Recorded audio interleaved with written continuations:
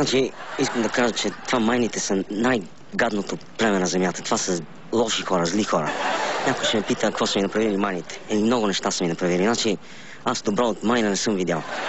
Сега, ето вчера тръгвам за Пловдив да си търсим каренце за голфчето. Защо трябваше да го търсим в Пловдив? До сега не мога да си отговорим на този въпрос. И вече още не съм излезнал от София и на караулката ме спират. Добър ден, ваши документи за проверка, давам си документите. За къде пътувате? За Пловдив. Викам, що казах за Пловдив, бе? Що не казах за Панагюрище да бях казал, бе? За кой ще друг град да бях казал, нямаше ме питате, бе. Обаче, понеже си за Пловдив и веднага, като си за Пловдив, ще кажа за 200. Викам, виж само човек, защото си питаш, ще ти кажа.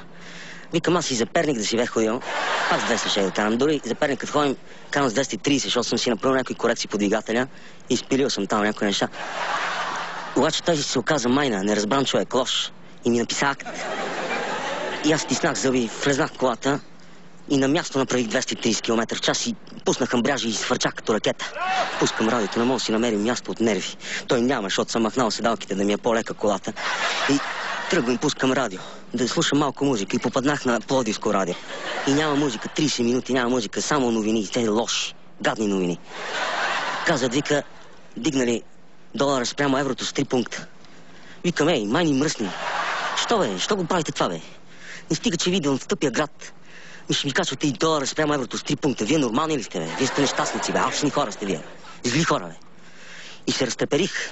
Сърцето ми забумка. Кръвно качих. И точно малко да се осаферим. И като ме джурна едно земетресение, налево, надесно, не мога да окротим колата, бе. Вътре като пиян.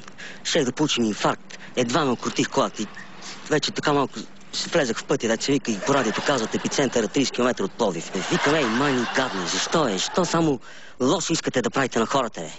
Вие нещо добро не може да направите, бе. Не може да измислите нещо хубаво да направите на хората.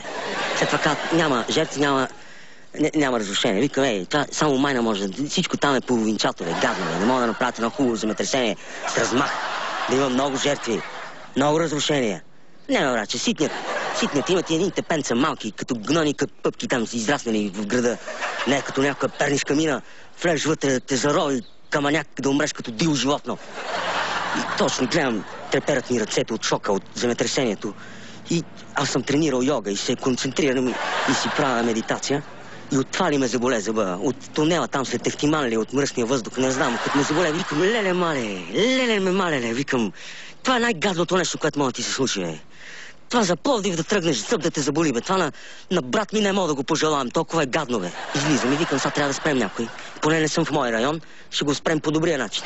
Дигам ръка, първата кола, която мина, спре. Гледам пловдивска регистрация, майна, една вътре, изпачил се такъв. Ще ме бие, бе. И той вика, какво ви боли? Викам, мен ме боли, какво правим сега? Зъб ме боли. И? Ще ме удариш ли сега? Какво? Гледаш ми такъв. Ще ме удариш ли? Той вика, аз съм заболекар и ми скочи. Викам, спи на място, бе. Спи си душа на място, тук ще душа, бе.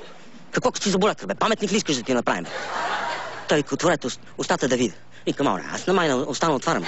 Значи аз си спомням, с баща ми бяхме в зоопарка в Тетевен и той там ми каза, на майна уста не отваряй. Викам, обаче той в този момент усетих зъба как вибрира тук, като камбана бие, пулсира наляво надясно, не се трае. Викам, ако ще да пукнем, тук отварям устата. Викам, само без гейски номера, майна мръсна. Отворих, още не съм отворил устата и той като ми извади зъба и почервенях от злоба.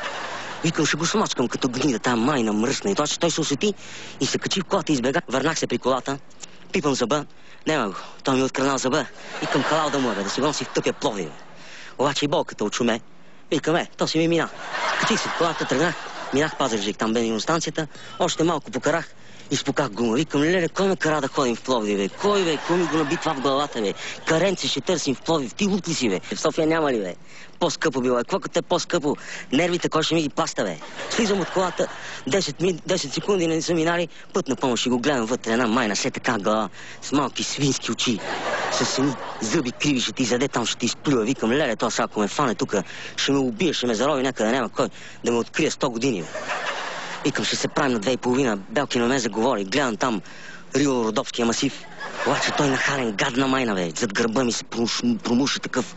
И вика, какво става? Аз се обърнах и го гледам. И чакам само да му удари, да му върнем. И викам, какво става на него да наседаш? И той ме гледа и аз го гледам. И виждам спуканата гума и тръгвам да я крием с тяло. Да не я види, да не вземе нещо да предприеме то тапанар. Обаче той видя спуканата гума и се върна до колата и извади от багажника крик. Аз съм без оръжие. И отстъпих 2 крачки назад. И той клекна и почна да маха болтовете. И аз гледам един хубав остър камък и викам, сега да го фанем този камък, му го забучим в тъпата тимберица, да умре тук като куче да го убием. Обаче викам, ще дадат още 100. Викам, и с тех ще се оправим. Ма ще дадат още 1000. И тогава се сетих. Бехме с баща ми в Гоце Делчев, в зоопарка. И той там ми каза, вика, майните са като хлебарки. Нощно време, вика, като си сложиш главата на пода и можеш да чуеш как пъплят. Пъплят по цяла България наглите майни. И викам, нека да си оправя гумата, обаче не мога да стоим така. Отидох и му източих 10 литра бензин, да не останем по-назад. В една тубичка сложих в багажника, той оправи гумата, качих се в колата, казах му, нямам пари, брат, и си тръгнах. И вече точно влизам в Пловдив и ми звъни телефона. Отварям жена ми, викам, кома, мръсна, какво искаш, бе? Вие на лут ме направихте, бе. И тя вика, искам да се разделям с тебе. Викам, що, ма, кажи, бе, ти 2 хубави причини ми дай, бе, що, бе? Тя вика, защото си тъп и ти ми виждат краката, намериш и друг. Викам, откъде, ма, мръсна, кажи, бе. Кажи да не дойдем, да ти смачкам главата, кажи, бе, откъде, бе. Очумен, вика. Викам, що, ма, кажи, що не ми мълчи по телефона, ще дойдеш, ще ти люснем един шамар, ма. Защо очумен, що не от Пловдив, ма? И тя вика, що път трябва да отплови? Викам, защото те сега влизам в Пловдив, ето табелката, затова и затворих телефона, защото си нервих. Аз като се прибрах вечерта я бих, намерих един хубав кол отвънка и като подкусих краката и тя ми се сви, както и да е. Влезах в Пловдив, обиколих го целия, нямаше каренце. Купих си тая фанелка, ще изгорим само тук у махалата, ще съберем, ще направим парти. Отидах до Радомир, там си намерих и каренце, взех си 2 даже, пирони си намерих, чук. Скрипец, много ефтин си намерих и такова. И се върнах в София, бих жена ми, както вече казах. Хапнах малко и легнах малко да погледам телевизия и съм заспал. Като труп бех този ден. Гаден ден. Майнински ден. И на сутринта това си мислим. Не може ли някой да ми даде малко власт? Да ме направи офицер, примерно, или генерал. Да изкарам всички майни, да ги изтипосам там на стадиона, на националния стадион, с публика, да гледа всичко. Ма много, от чужбина ще поканим хора да гледат. Да съберем майните, да сложим вътре и арменци да сложим, и турци, и гърци, и румънци ще сложим, и макета ще сложим, и те са гадни, и бургазли, където се правят много трака. И с една хубава права лопата да почнем да ги бием, силно да ги бием. И тогава се сетих, баща ми, веднъж бехме в зоопарка в Ямбол и той там ми каза, вика, те майните само с бой ще се оправят. И ако може така, момчета, нещо да напендите някаква връзка, да ми дадете малко власт, да оправим неща. Благодаря.